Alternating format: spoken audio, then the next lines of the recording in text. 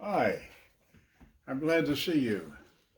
It gives me a chance to tell you about my latest historic novel, Travis, Texas. Written by me, published into a beautiful book by Dr. Larry Smith and his firm, Bird Dog Publishing. 40 years between the end of the Civil War and the turn of the century were some of the most colorful in American history. Expansion of the railroads, the Industrial Revolution, rebuilding the nation, and sadly, the end of a way of life for some of our Native Americans.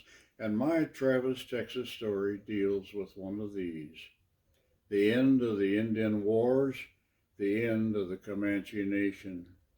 The end of this great warrior band came about when the U.S. cavalry captured their horse herd and in one afternoon shot to death 1,500 horses.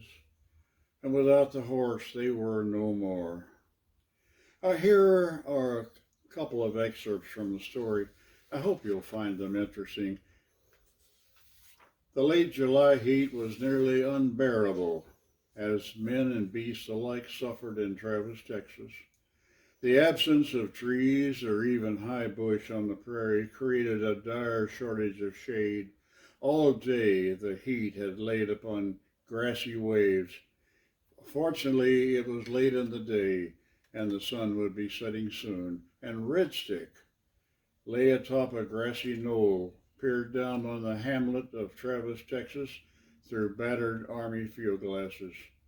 Fighting the heat, stripped of his clothing, save for a breechclout of deerskin, he carefully studied the dimensions of the town below him and pondered how much suffering these white people had brought to the Comanche territory. Indeed, the Comanche were no more. Without the horse, there could be no Quahati, no Nakona, no Pentuka, no Jupa, the forest people. And once they were without the horse, the fierce warriors of the plain allowed themselves to be shepherded, loaded like cattle, cars, and transported to the reservation at Fort Sill, Oklahoma. They marched along like they were sheep. He was poorly armed with a single-shot 45-70 Springfield rifle.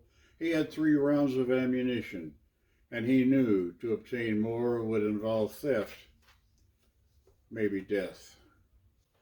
I also wanted to tell you a little bit about ranch life. And here are some scenes. It's Pamela Carson talking to her husband, Colin. And she says, "Look, Collie," she observed, "there are 16 young bulls in that herd, only 30 or 40 cows. I don't see any heifers at all." "Yes, I suppose that's right. You're a good counter. We'll use you at the next roundup. You can fetch the tally." "I don't understand. How could you let that happen?" Pamela was perplexed. And now Colin was baffled. "What are you getting at, Pammy? What's wrong?" "Lots," she began. "The proper herd mix is 1 good bull to 25 cows. That pasture's too thin. Good herdsmen back in Illinois, they try to run 11 head on 20 acres. With our climate here, it's drier. We'd be better with 10, 9, maybe. Another thing, there's some pretty young bulls in that group. Why haven't they been castrated, put on grass with a little hay? Every bull on the Broken Spur can't be a breeder. Some are supposed to be beef. That's what a cattle operation is about, Colin. Beef." Well, if you want to hear the rest of that encounter, you can order your copy of Travis, Texas by emailing me at garharmon@yahoo.com, or contact the Amazon bookstore and request Travis, Texas by Gary Harmon, or visit the website of Bottom Dog Press. So, saddle up, join me, and together we'll ride the pages of Travis, Texas.